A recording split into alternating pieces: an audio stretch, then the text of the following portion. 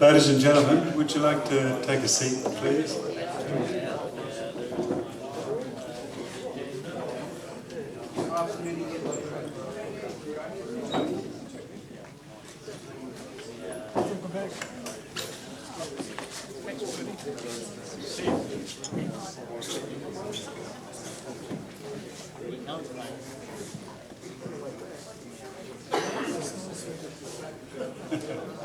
Hey.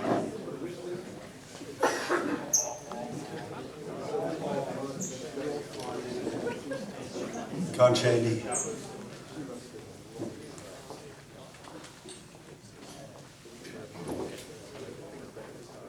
Welcome, ladies and gentlemen, to the Fremantle Exmouth launch event for 2023. It's a pleasure to see you here. We're all excited for this next race and rally. For those of you who did it last year, you know it was a fantastic event, and we look forward to another one this year. I'd like to ask Anita, please, to start with the acknowledgement of country.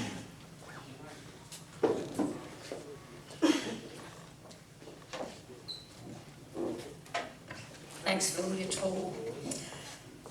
Ladies and gentlemen, as you know, Fremantle Sailing Club is built on reclaimed land, so our acknowledgement to country is to the traditional custodians throughout Western Australia and their continuing connection to the land, water and community.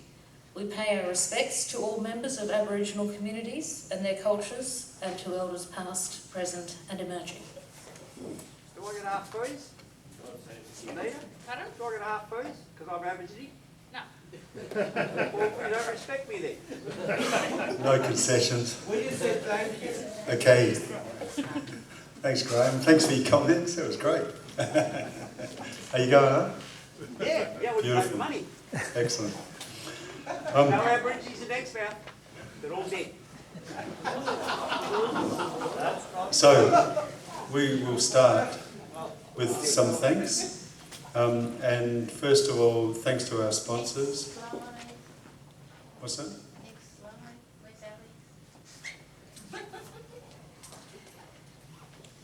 Thanks, Alex.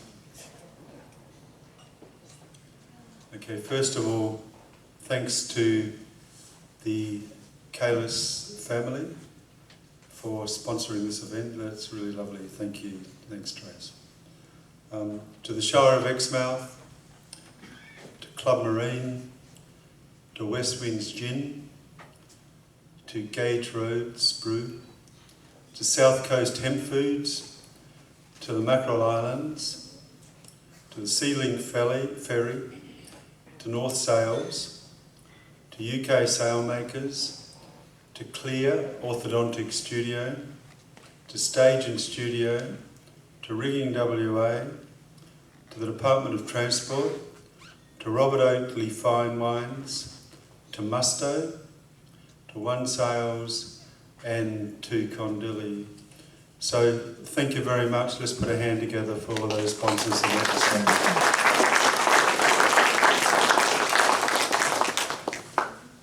And I also want to really thank the volunteers, and as you know, it's a bit of a cliche, but without the sponsors and without the volunteers, we wouldn't be going up. So to our volunteers, Mikey Giles. Now, he's the chair of the Exmouth Organising Committee. We thought that Mikey was off gallivanting around in Fiji. Turns out he's back here with long COVID, poor bugger. But we really thank him and we wish him best wishes for rapid recovery. To the Exmouth Organising Committee, and particularly Ian Whitehead. Where are you? Hey, there you are, over there. Thank you so much, mate, for all of the efforts that you've put into this. It's really very much appreciated. To Trevor Milton. Is Trev here? Okay. Our race officer. To Radio Officer Cam Berg. Thank you very much, Cam. I know you put in a huge amount each time we do one of these events, and thank you very much for it. You keep us safe. It's great. Cam will be presenting here tonight, and thank you, the race start, finish team, the onshore volunteers, and Robbie, who's also now been dragged into the committee and being part of it. Thanks, darling. And Bernie for, where are you, mate? Yeah, Bernie Cax for his wonderful photography that he gives to us and his media coverage. It's really great. And also Craig up the back there, and the crew from FSC. The way that the club is moulding, and that the staff are doing such a wonderful job. And Alex, wherever you are, Alex. What are you doing on the ground? It's really lovely to see the staff becoming just such well, they always have been, but it's just working so well, so thank you. Chris White. Chris, there he is, over there, who puts in, so many times I come here in the evening and Chris is still working away in the sailing office. And so we thank you for that, all that effort. And all of the staff that contribute, we thank you very much. So I think I've done what I've got to do. I'm going to hand over to Steve Parko, who's going to MC for the night. Thanks, Parko.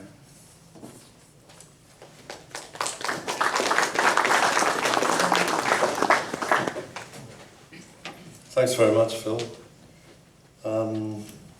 Just like to say a few short words before we start with our presentations for tonight.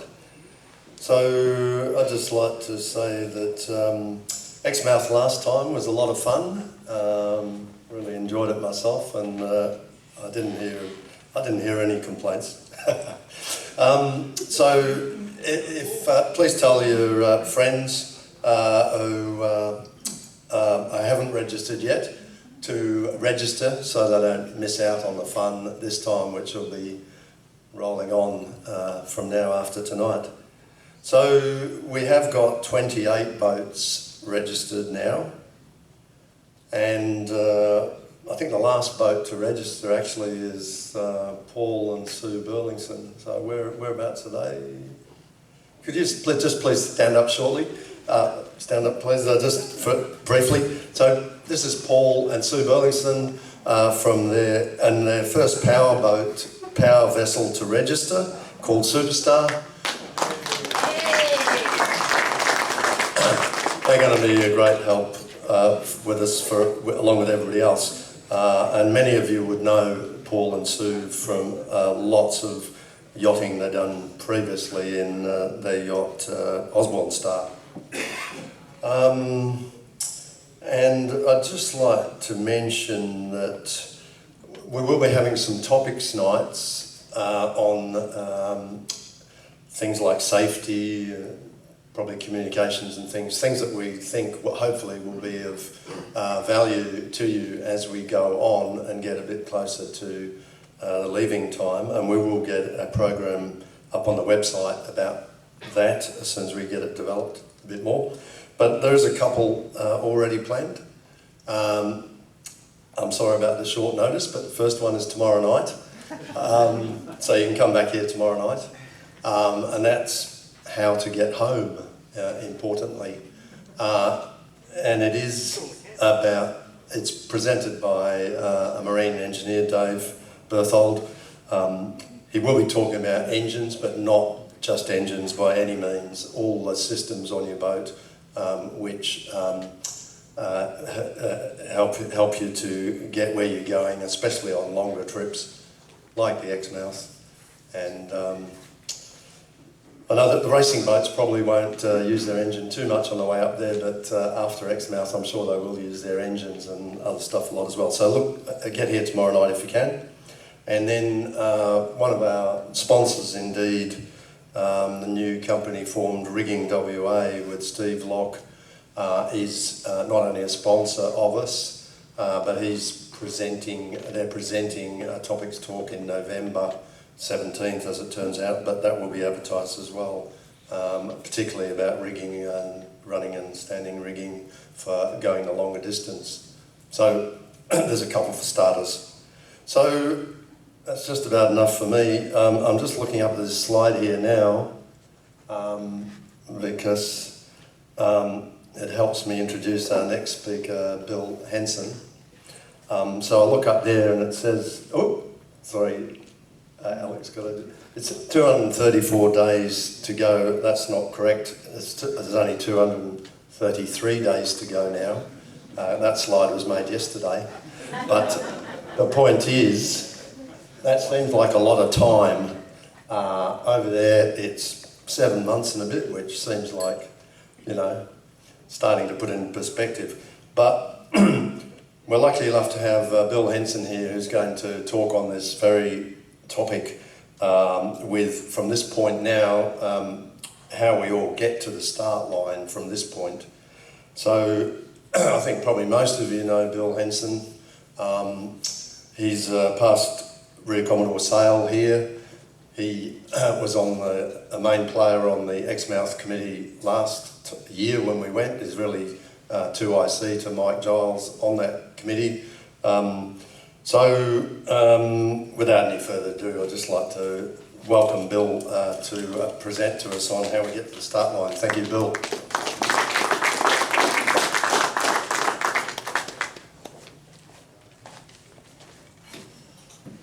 Hi folks, this sort of feels a little bit different to be presenting on how to get to the start line, because I've been a bit focused on how to get to the finish line, so a bit of a change of direction. But of course, Exmouth, for those who did it previously, a fantastic event, and definitely one of it is the absolute highlight of the sailing calendar in WA. But I guess the main focus of my talk is to say, well, how do we actually get boats to the start line? Because you may not think of it at the moment, but 80% of the challenge at least is getting to the start line. And that's a question of starting early and taking it off in small bites, but you've got to get to the start line. I think last time, Cam would correct me, I don't think we had any retirements. I think all boats, a couple may have stopped on the way, but every boat, one boat retired. But before we got to the start line, I think we lost probably 30% of the fleet because people, of course there's occasional personal circumstances and there's a crisis, but it's a question of are you planned, are you organised in order to get to the start line. So I guess my key message, as you'll see in my talk, is how to get yourself prepared and get ready. We talk about the race, we talk about the rally, and it's sort of, I've done a couple of Barleys in the past and they can be a bit of sort of them and us type mentality, but in reality we're facing almost exactly the same challenges. I'm saying a 700-mile sail, particularly non-stop, is not a trivial exercise. We're facing the same weather, we've got the same safety challenges, and frankly we all enjoy a good party at the other end. So race and rally, just slightly different to me. It's the same thing, but it's a slightly different flavour.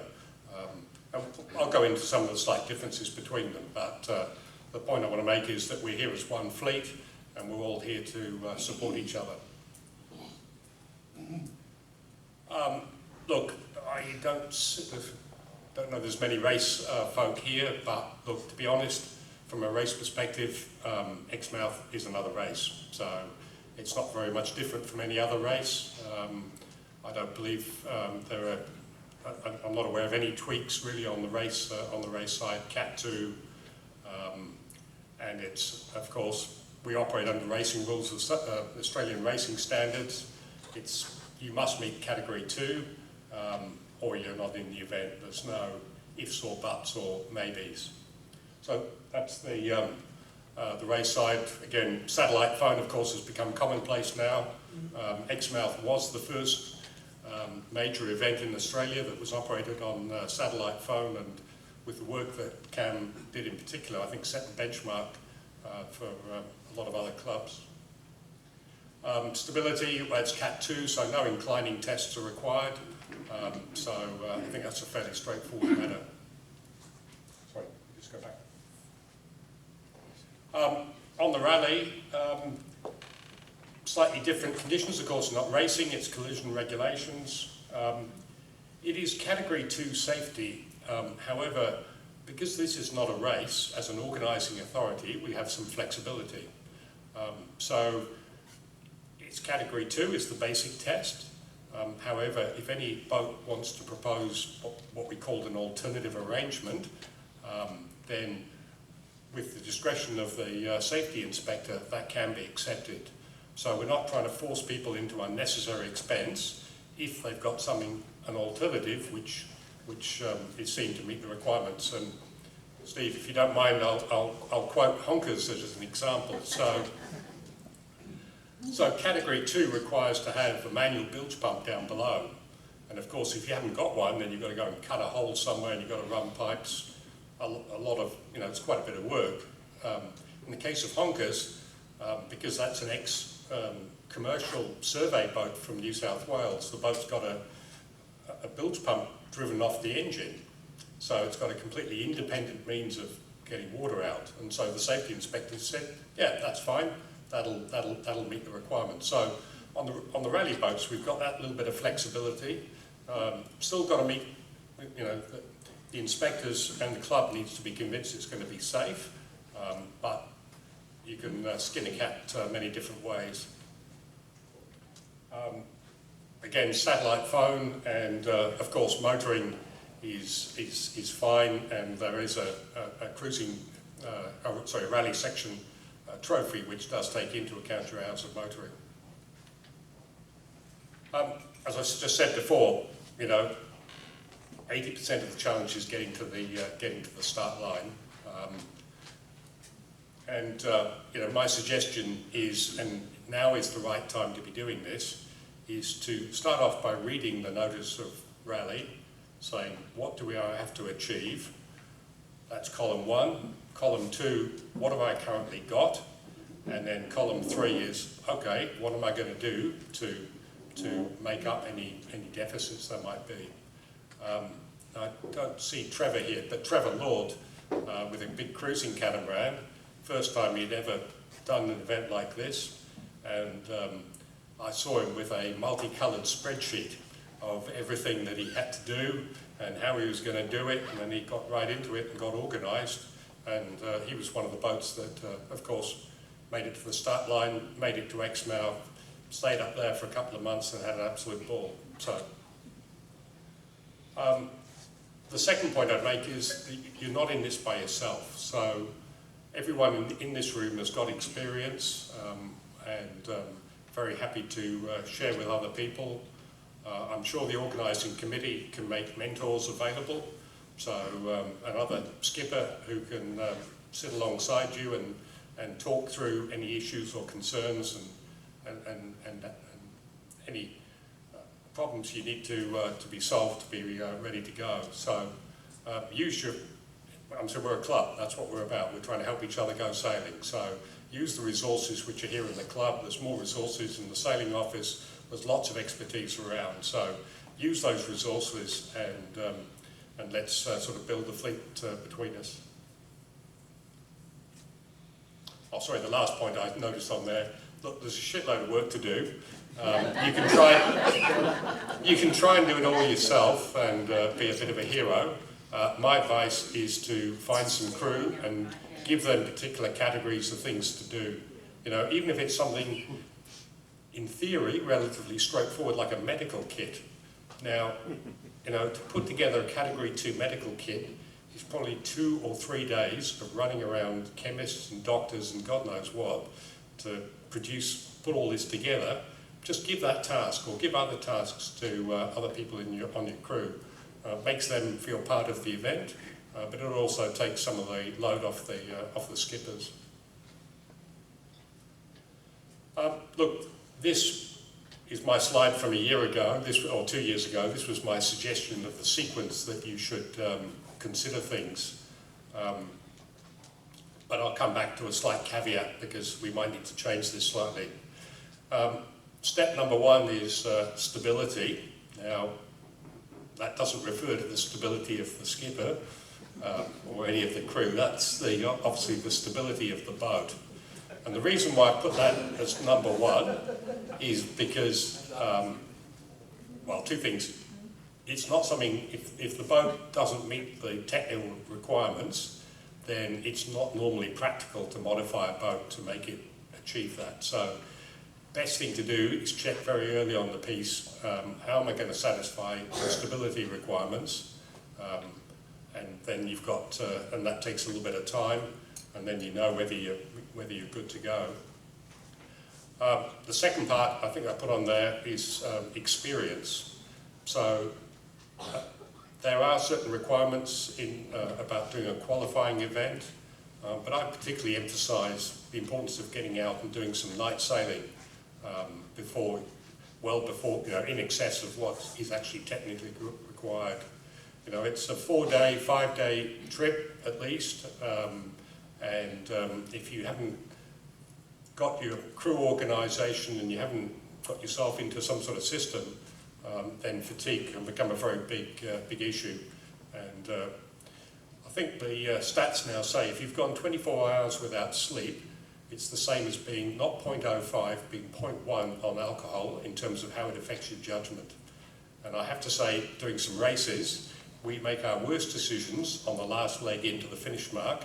We'll say, shit, yeah, we can put this kite up in this amount of breeze, no worries, and bang, the boat falls over and there's chaos and yeah, stuff gets broken. So fatigue is a really big factor. Next one is training. Again, you'll see the certain training requirements. They don't necessarily take a lot of time, but the club has to organise those. So sea survival training or first aid training, the club can organise them, but it needs to get the numbers, and so it needs to be planned early. The last one is about equipment, and I put it last because, as a general rule, equipment, at the end of the day, you just go and throw money at it, and you can get the equipment. But as Cam pointed out, with the way supply chains are working, even the equipment can be quite hard to get. So particularly, I don't know what is currently long lead. I would imagine electronics certainly are, communications, and possibly other stuff. So don't leave your equipment until too late. Just on the subject of equipment, people say, shit, I need all this stuff, it's going to cost a fortune, I'm just a cruiser, I don't want to spend all this money. Well, in reality, you find you can borrow stuff off another boat, you can buy stuff second-hand. I have a tristle, or I had a tristle, which had 5 other boat names written on it, so probably never actually been up once, but it was obviously a well-loved item. And another option, which is quite realistic, is to hire some of this stuff. So for a life raft, generally speaking, it's cheaper to hire than to buy because the servicing cost is quite high. So you just hire one for 2 to 4 weeks or whatever you need. Satellite phones, you can hire those, and that way you get the latest state-of-the-art gear. So if you plan early, it's possible to manage the cost. Bill, do you know in terms of some of the hire, like I know previously with phones and stuff, we managed to organise some packages or some deals for the event? Look, we have tried, but to be honest, I think the best we got was like 5% off trying to do a bulk purchase. So because you can buy online, retail margins these days are pretty slim. So yeah, we can always have a look at that, but that was the experience last time. So, but as I say, the best thing to do is not buy it, buy them second hand. So. No, I also meant for hiring. Oh, for hiring. Yeah, look, we can, again, I'm sure we can look at that, but there wasn't, to be honest, massive economies of scale.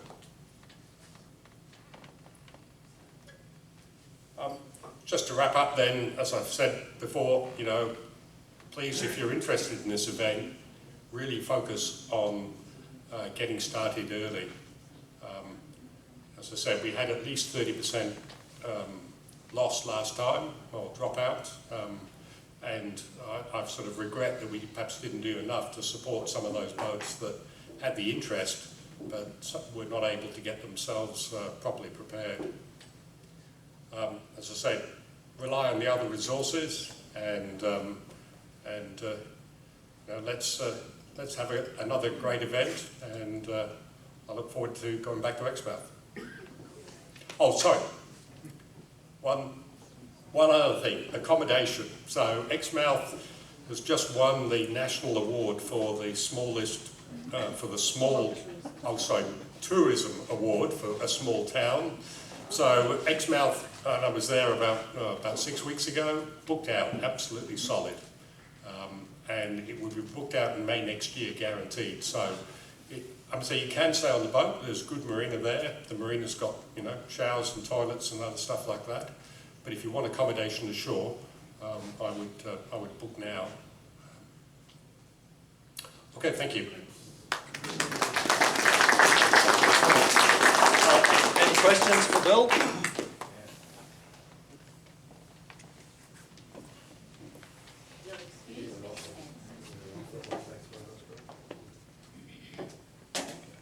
Yeah, great. Thank you, Bill.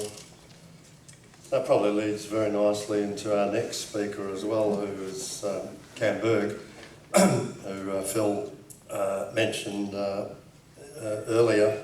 So Cam is, of course, our race officer for the event, was last time as well, and did a lot of work last time, also in conjunction with Ian Whitehead on the risk management side of things, a lot of documentation. So we're benefiting from this second time around. Cam's also a communications specialist in his professional life as well, so many of you may know that. So it's great to welcome Cam to the stage. He's going to talk to us about an overview of safety and race rally requirements. Thanks, Cam.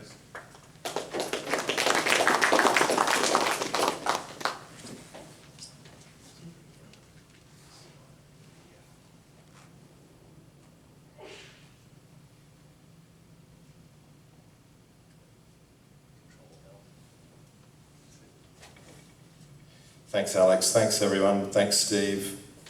The briefing I'm going to do tonight is going to be brief, and it's basically a cut-down version of the full safety briefing that I did last year.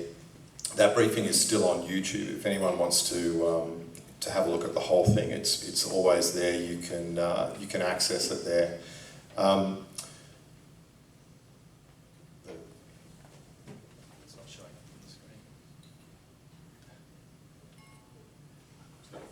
Technical problem there, the slideshow isn't coming up, but just while Alex is working on that, Steve mentioned the risk assessment and risk management paperwork. There's a lot that goes on behind the scenes. Here we go, yeah, we can just go to the next slide. Thanks, Alex. Yeah, let's go Control L.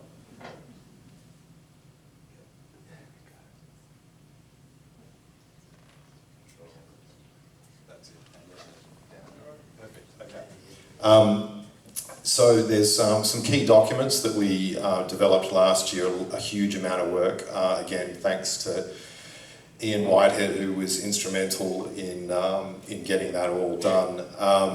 The first one is the Event Risk Management Plan, which is an assessment of the overall risk framework for the event.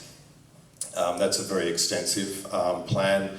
Along with that goes the Event Management Handbook, which essentially contains, it's a lot of information about running the events, but specifically it details the incident management team. The incident management team has quite a few people on it. You'll never meet them, hopefully. They're in the background. They do a fantastic job. We're reusing some of the people from last year, and we'll be recruiting some new people this year.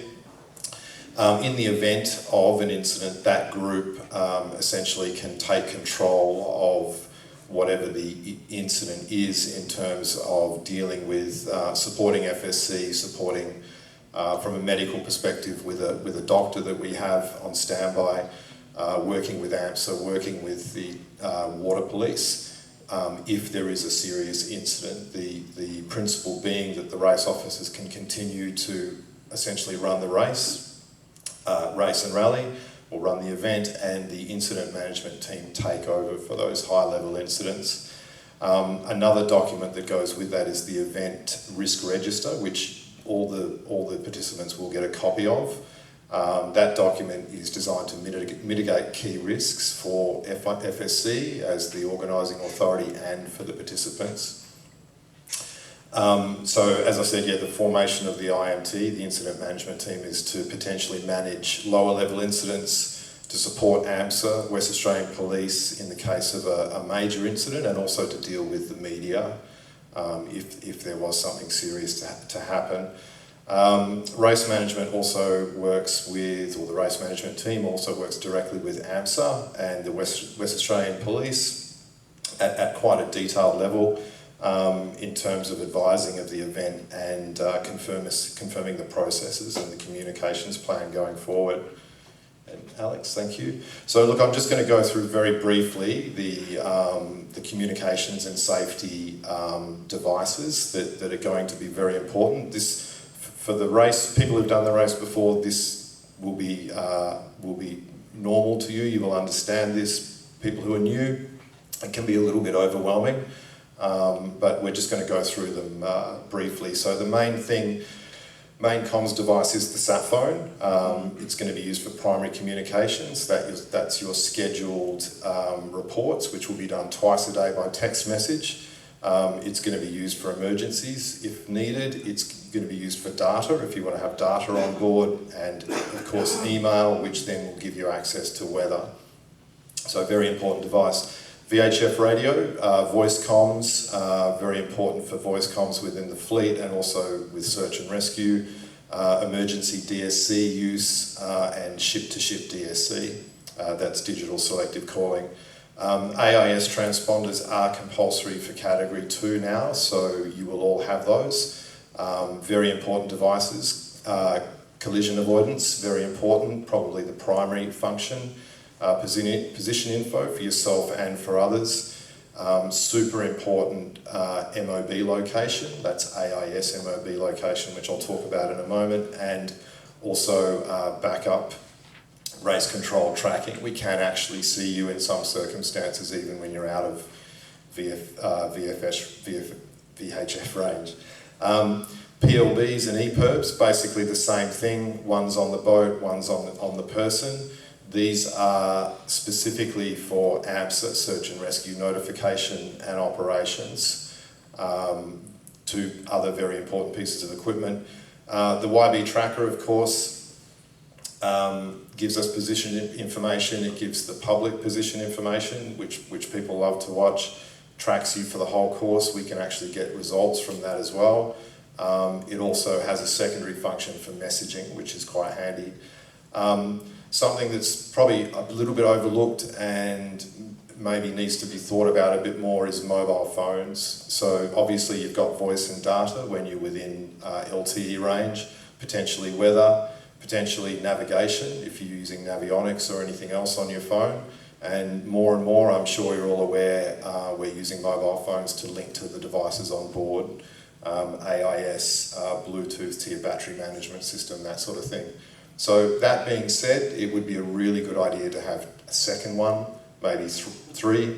Maybe you have half of your crew can do all the things that you can do with your mobile phone. So something to consider there. Support agencies that you'll have before and during the event, obviously FSC Race Control, the race officers who are on duty 24 hours a day for the entire event, and the incident management team, should that be required.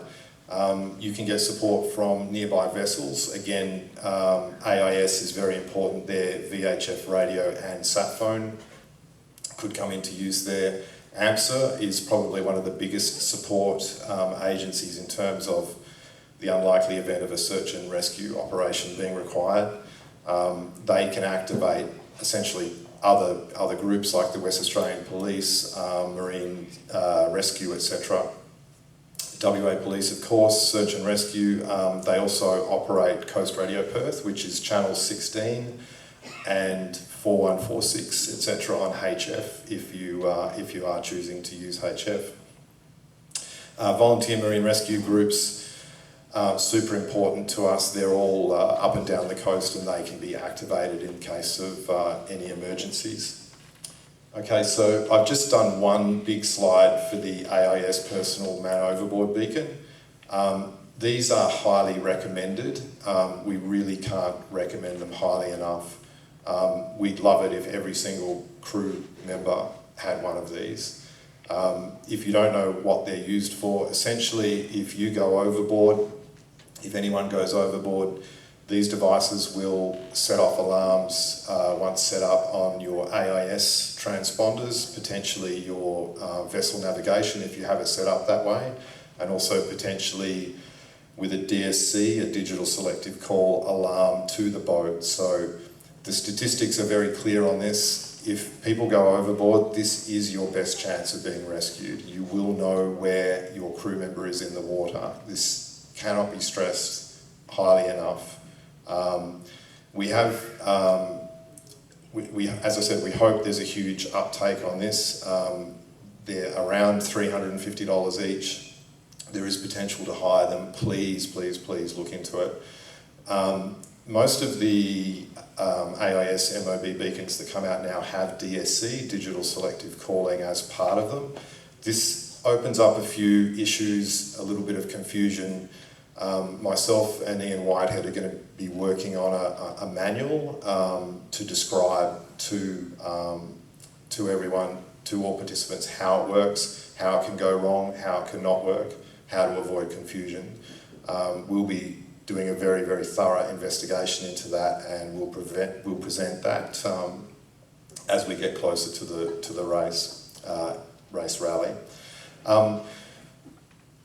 Rather than go through how we perceive the event will run, what I thought we'd do is actually just go quickly through an overview of how it ran last year. Thanks, Alex, for keeping up. That's great. Broadly, the race control aspect of the event unfolded as planned. Race control were able to maintain contact with the fleet and record their positions for the duration of the event, which was our primary objective. Race control was able to deal with incidents as they happened, report to the IMT, the incident management team, as required, and deal with the outside agencies as needed. Next one, thanks, Alex. So just some stats on how it unfolded. Satellite phone calls sent and received during the event was 159. We had 36 scheduled position report sessions, twice a day for, I think it was 7 days. Missed skeds, that's text messages that were not received by race control due to whatever anomaly that would have been, was 2 out of 304, which is a result we were very happy with. That's like a 98% success rate.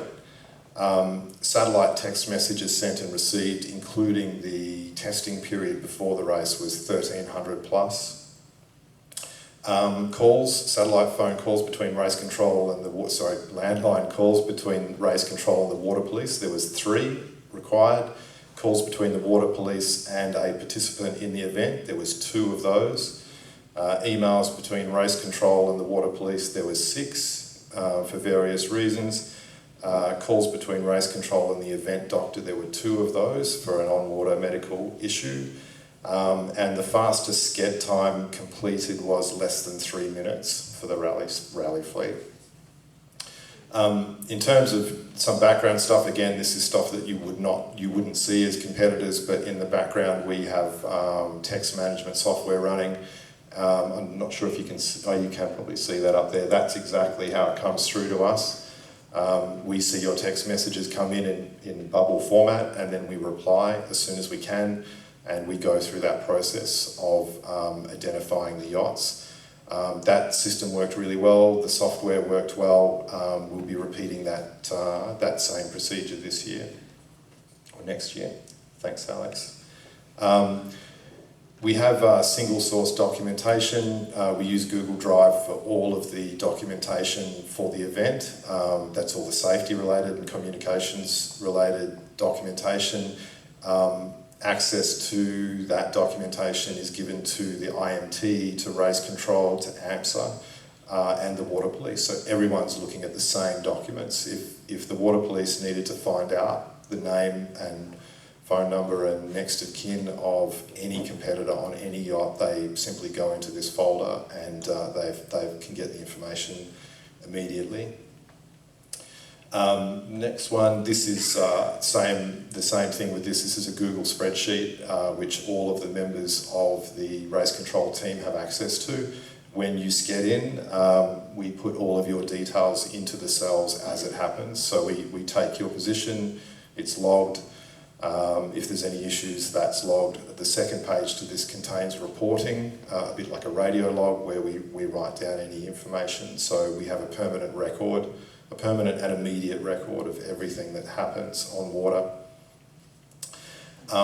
Incidents last time, there were 5 low-level incidents. They were either reported to us or we became aware of them just through the nature of running the event. Incident number 1, the first one, was yacht versus craypot. I'll come back to that in a minute. Incident 2, we had a yacht, a race yacht with rig and steering damage. We had an accidental AIS MOB beacon activation. Incident 4, we had a medical issue. And incident 5, we had an accidental AIS MOB activation as well for the second time. We actually like those because it means that people have them on board. The yacht versus craypot incident is interesting because I'll just go through it very quickly because it is important, but we had a report. I had a phone call from a competitor on the sat phone. They told me that they could see a yacht about a nautical mile away going around in circles. They tried to raise that yacht on the radio and were unable to. I was able to ask that yacht who called to pull down their sails and immediately go to assist the yacht in question. I was then able to call another yacht that was two nautical miles to the south of the yacht in question. They were able to go to assist as well. Both those yachts converged on the yacht in trouble. They were all able to work together to free that yacht from the craypot, and they all travelled. All rally yachts travelled together for pretty much for the rest of the event. But what this illustrates is essentially the command and control nature of the event. We can see everyone, we can communicate with everyone, and that provides a very good level of safety for everyone involved. Part of the event, for those of you who choose to participate, we hope you do, you'll get a quick reference card. It's the same as this one, it's double-sided. Has all of your primary contact numbers, race control, the water police, AMSA. It's got a little phonetic alphabet there. We show you where all the repeater stations are and what the channel numbers are, and most importantly, on that second page there is the on-water boat contacts. So that's the satellite phone numbers and the MMSI numbers of every vessel in the event. The authorities have this as well, and this was how in the event of the boat that had to be contacted by water police, they were able to identify a boat and contact them immediately with this information. I like to put this in, we're very proud of this. This is an official email from AMSA. I'll just read it in case you can't read it up there. It's from Paul Zagezi, who's a senior officer at AMSA. Says, hello Cam, sorry for the very late response. Things got a bit hectic. They had a rescue to do. That's why things were hectic. I'm glad I could be of some assistance and was happy to see things went smoothly. The planning, your end, was comprehensive and was a good case study on how to manage things well. If we ever need any information, let me know, and I'll be happy to help. Thanks. So it was great to get that from AMSA, effectively endorsing the event. Also, I've been working with Glenn Stanaway at Australian Sailing during the year. He became aware of how we had run Exmouth on satellite phone. As Bill said, we believe it's the first time it was done completely on satellite phone for a race of this nature. Glenn published this article, Satellite Phones and Race Communications, which specifically details how we undertook this event, including the documentation, some of the documentation I've been reviewing tonight. So it was good to get that endorsement as well from Australian Sailing. He followed that up with a second article about digital selective calling. We've introduced or sort of reintroduced DSC, digital selective calling, to the offshore fleet during the past season. We encourage the rally participants to get involved in that as well. If people want to know more about it, let Chris at the sailing office know, and we will run some more workshops and testing and training with you so that you're up to speed on that. That's about it for me. The only thing I would like to just add is echoing what Bill said, and that is that if you're new to this, if you're already committed or thinking about committing to it and you need help, put up your hand and just ask, because we're here to help. We'll run workshops, we'll run whatever sessions we need to assist you in getting ready for the event. And that can be to do with anything to do with safety, communications, anything at all. So just give Chris at the sailing office a heads up and send your questions to him, and we'll do everything we can to assist you to get on the water and make your way up to Exmouth next year. If anyone's got any questions, I can take them. Otherwise, thank you very much.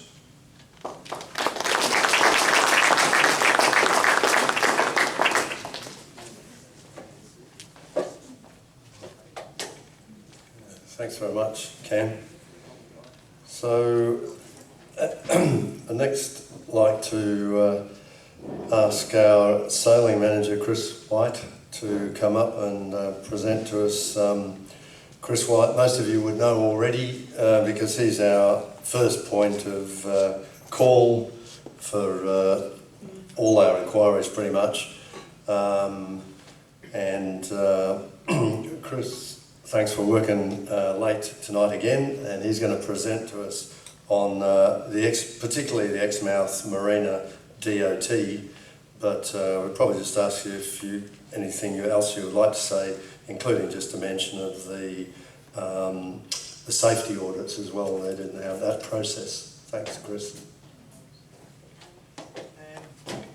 I think most of you know the safety audit process for the sailing club.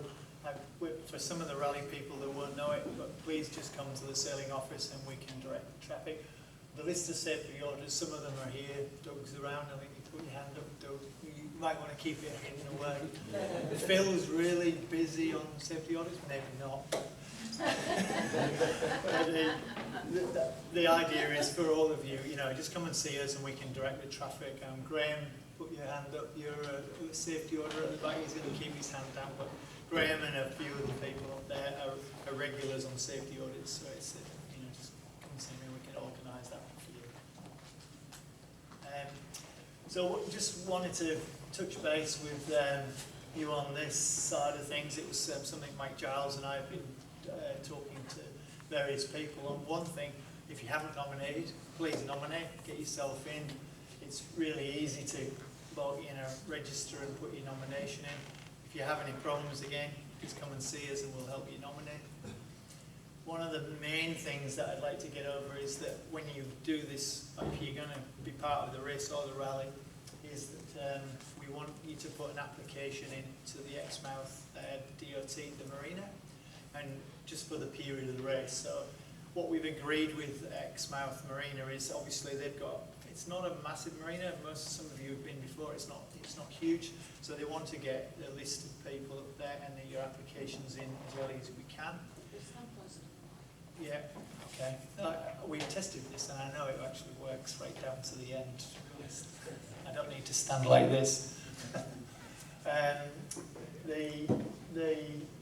The thing that they suggested is we are going to actually take whoever's nominated so far, all your stats and bits and pieces, we're going to actually submit that up to the DOT people. We've got contacts with, and Mike's, you know, kept in touch with the original, I think, Harbour Master. He's up there and he's helping us out with it. So all the nominations will go in there, and we get some kind of bookings in there, but we still want your application forms to go in for the period of the race. So from, say, it's the 6th to about the 15th, we want to put an application for that. Anybody who wants to stay longer, they're okay with that, but they want to put a separate application form in for that period of time, just so it's very clear for the race, and then what period of time, and then they'll handle that separately, because obviously they're going to put you all together for the period of the race.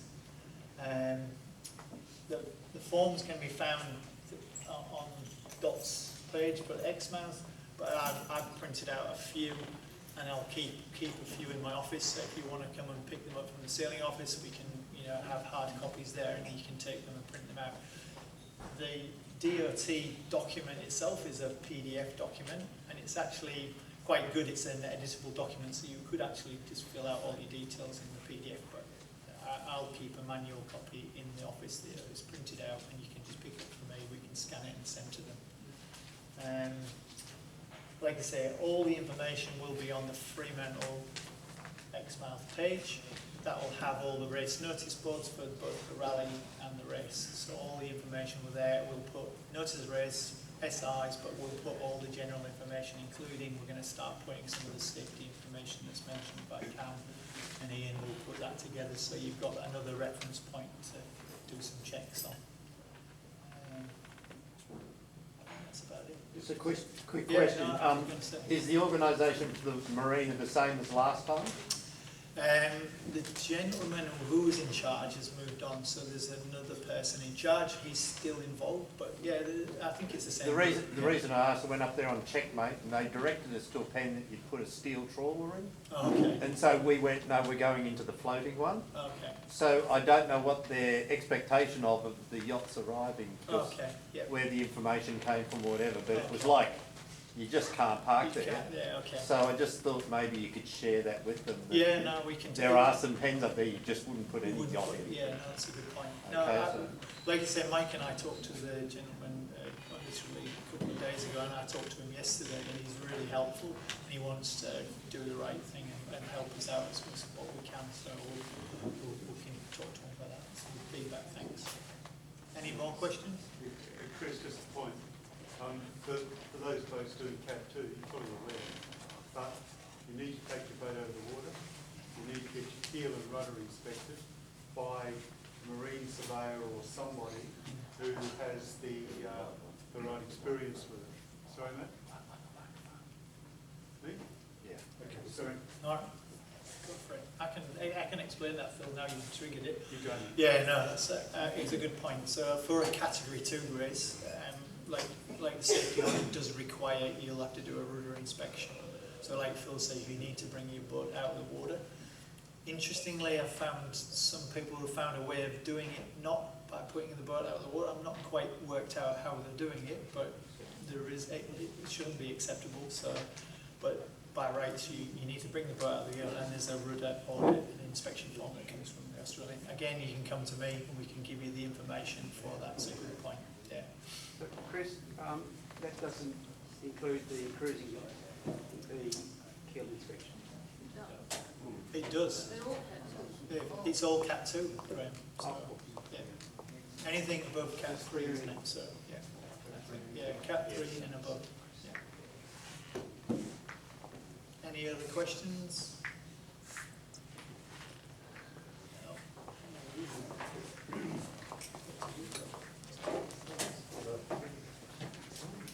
Thanks very much, Chris. Our next speaker is also well known to everybody here, I think, Robbie Hayeshurst. Robbie's also on the Exmouth Organising Committee, and of course has got a wealth of experience from cruising together with Phil all around the world, really, and working on organising committees like this Exmouth.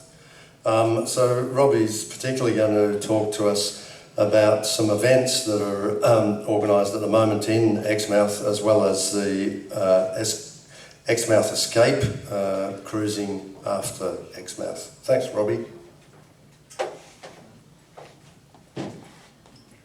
have to start by saying there's a domestic, because I handed Phil my notes with my printout for him, and because he can't print his own out, he's now lost mine.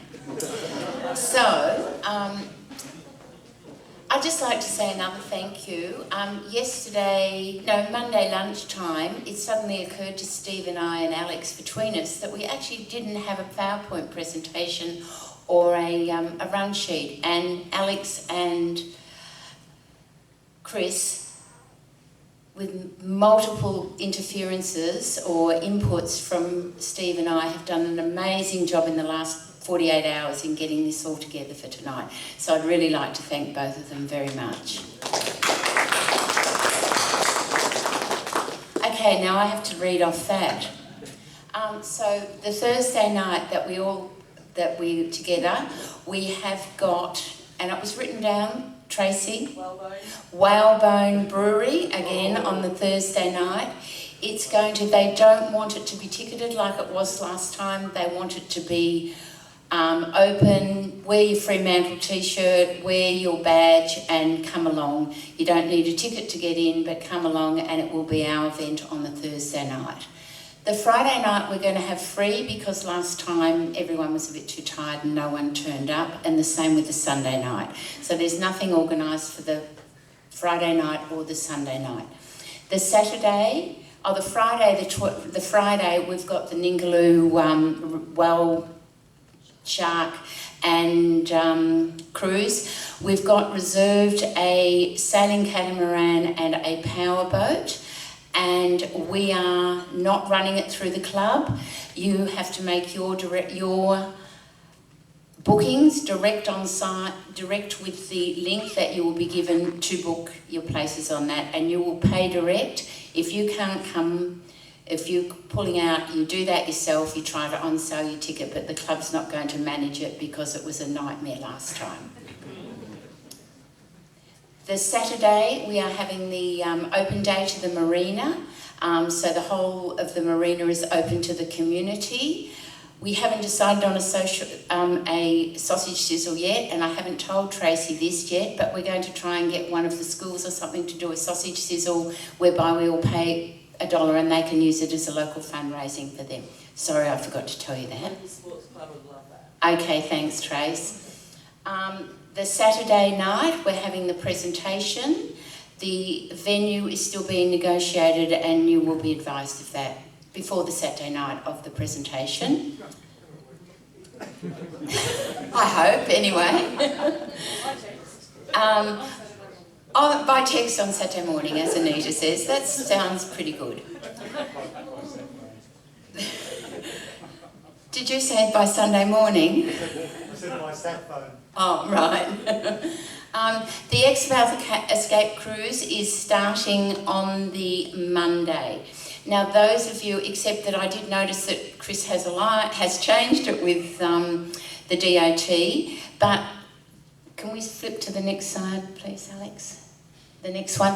But if you are going to do the escape cruise, which is for 6 days, from Monday to the following Sunday, or 7 days, can you let us know, please? And there will be a part on the website where you can put your name down. No extra cost to you, but the more numbers we want. And the main reason we need numbers is for Mackerel Bay, because we're going to have a dinner there on the Thursday night, and because it is a tourist venue and they've got a restaurant, they just need to know roughly how many people are going to go. Now, so the cruise will be for 7 days, and it'll be leaving from Exmouth and finishing in Exmouth. The cruise leaders are Steve Parkinson and Phil Hurst. The designations, I wish I had my sheet. The designations suggested in the map that you will see are only suggestions. And if you've already cruised the Exmouth waters and you've got somewhere great within the triangle that we've defined to go to, please put your hand up and tell us and come and talk to us, because we want to put the best destinations in that we possibly can. We're aiming, as I said, to have a dinner at Mackerel Islands on the Thursday night. And the itinerary will be flexible around, and it will depend on whether we go north first or west first, not east, we'd be all aground. West first, and It'll depend on the prevailing weather, and we won't make any final decisions probably till the Saturday or the Sunday when we'll communicate it. But each night it will be flexible because most of the anchorages don't have anything on them apart from Mackerel Island. So we're anticipating cruising in company, sunset drinks. We're going to organise a progressive lunch on one of the anchorages that we're going to stay 2 days. So we'd ask you all to bring some food for a progressive lunch to share. Beach barbecue around a bonfire. Fishing and diving, and knowing that it's cruising, there no doubt will be a lot of wine and beer drunk. So sign up and indicate your interest as soon as you can, please, so we can start to put this more into place. And here is the little chart. We're going from Exmouth, including Murians, the Mackerels, Sania, Island and Onslow, and anything in between. So that's the leaving and the returning. Any questions?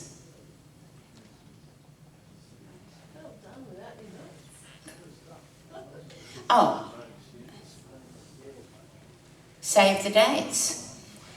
This is what we've got in for social and get together and comradeship before the event. Cam is going to be organising some other safety events and some information nights in that regard, and cruising section and Steve are going to be organising some other briefings and knowledge to share. So, we're all here tonight. We've got the Exmouth update and info night on the 1st of December. We have the Exmouth Meet the Entrance and drinks on the 23rd of February. The 13th of April is going to be the final info night and the safety update.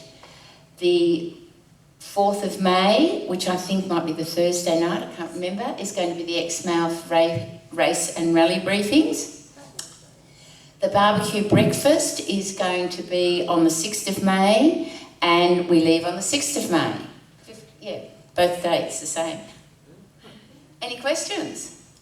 Yep. Will there be any organised buses like there sort of was last time? In Exmouth, absolutely. Yeah. We just, until we define the events exactly, and we've now got the brewery, we don't know, and we know where the presentation's going to be, we can't organise the buses. But yes, we're definitely going to have the buses running around the same as last time. Just some feedback about mobile phones and coverage. Is it fixed? Optus is now available in Exmouth, yeah. But Vodafone isn't, Optus might be, Telstra is. the best. So if you've got people's phone numbers and they go and get a SIM from some other, it doesn't work. So people should know that in advance and share the appropriate information with the club. Okay, Cam, can you note that? Your communications? Yes, Thank you. Yeah, because otherwise they have your phone number and they text you and ring you about the buses and you're not getting it because your phone doesn't work there. So. Okay, good idea. Anything else? I guess we could all carry our VHFs. Anything else? Okay, well thanks. There's a grazing plate there and I'll just hand it table there and I'll hand over to Steve. And I'll settle our domestics later.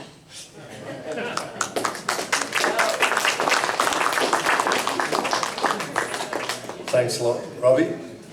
That just brings us to our last item with our Vice Commodore Anita Wint before handing back to Fielders for final comments and leading on to the grazing platter that's waiting there.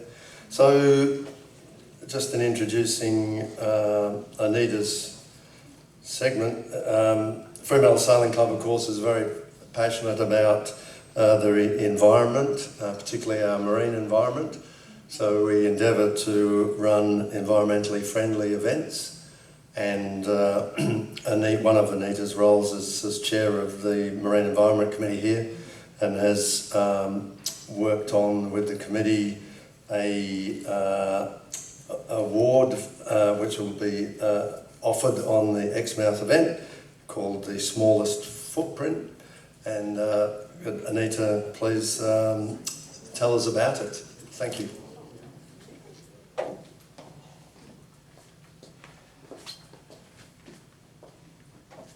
Thanks, Steve. I'm not sure whether we ended up with a slide for this. No.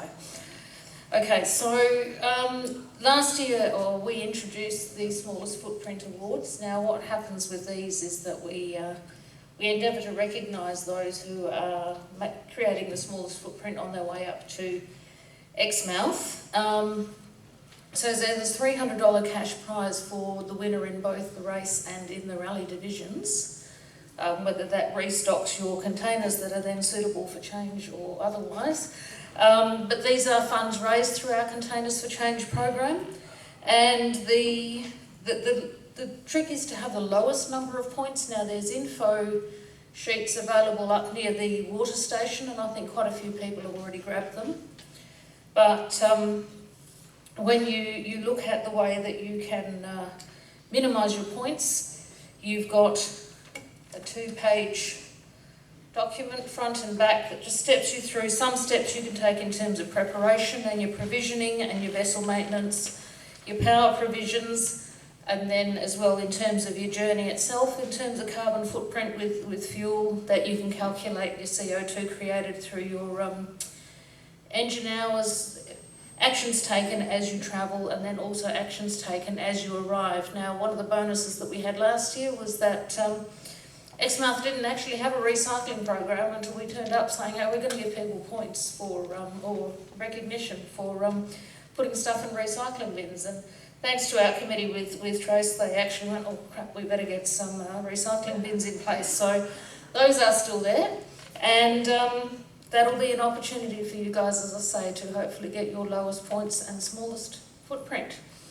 So page 1, which is a preparation, is something that needs to come into the committee before departure, and page 2 then gets submitted once we are up there.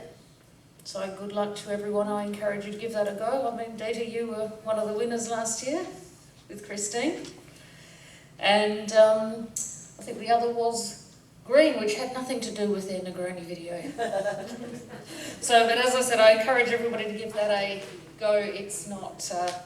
It's not incredibly onerous. It just takes a little bit of planning and forethought. Thanks, guys.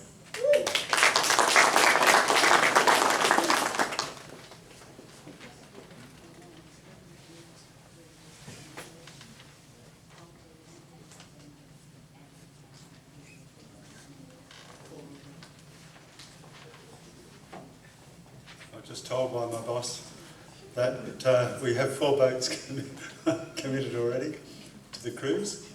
That's Endorphin, Fat Bottom Girl, Honkers and Condilly. And the beautiful Siren. Any other takers? Yes, who we got? Stewie. Who is it? Thelma.